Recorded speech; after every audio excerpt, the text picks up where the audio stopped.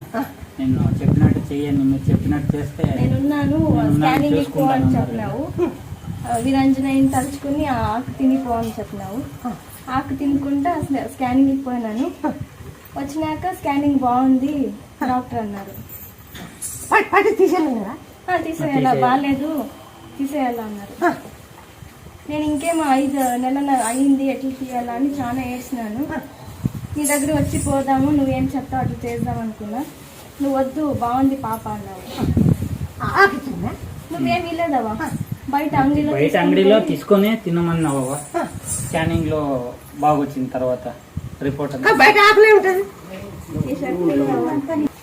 బాగా జరిగింది. నాకు జాబ్ వచ్చింది.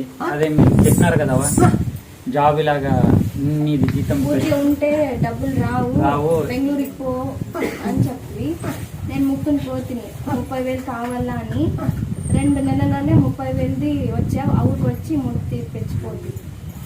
మరి వీళ్ళ తమ్ముడికి కూడా పిల్లలు అవ్వాలని కోరుకుంటూ వాళ్ళకి పిల్లలు అయినాయి.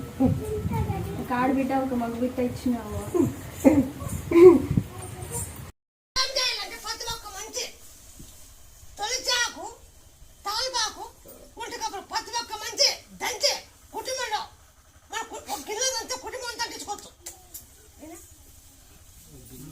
ఇది వాడండి, ఈ పచ్చిమాసం రావు.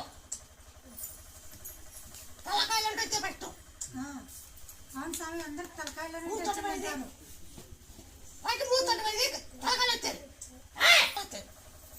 పత్తి మొక్కలు కుటుంబంలో ముస్లింల యేసుప్రభుల ఎవరన్నా కానీ ఇది చేసుకోండి. ముస్లింలు చేసుకోవచ్చు, యేసుప్రభు చేసుకోవచ్చు, హిందువు చేసుకోవచ్చు. ఇది పత్తి మొక్కలు కుటుంబంలో తొలి జాగ్రత్తలు బాబు ఒక గిన్నె కలిస్తే మన కుటుంబం తండించుకొని నీరు వస్తే మంచిది. అంటే పొద్దు నీరు వస్తుంది, రాత్రి అంటించుకునేది, పొద్దు నీరు వస్తుంది. వాడితేనా ఈ పచ్చి మాత్రం తగ్గిపోతుంది. అది రాకుండా ఈ పని చేసుకోవాలా.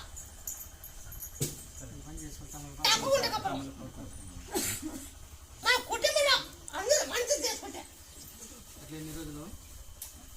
తీసుకోలేకుంటే తాలిబాన్ నచ్చిగా కూర్చోవచ్చు.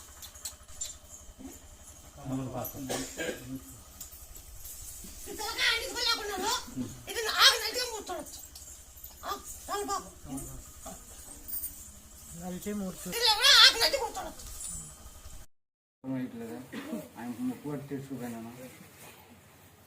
ఆకి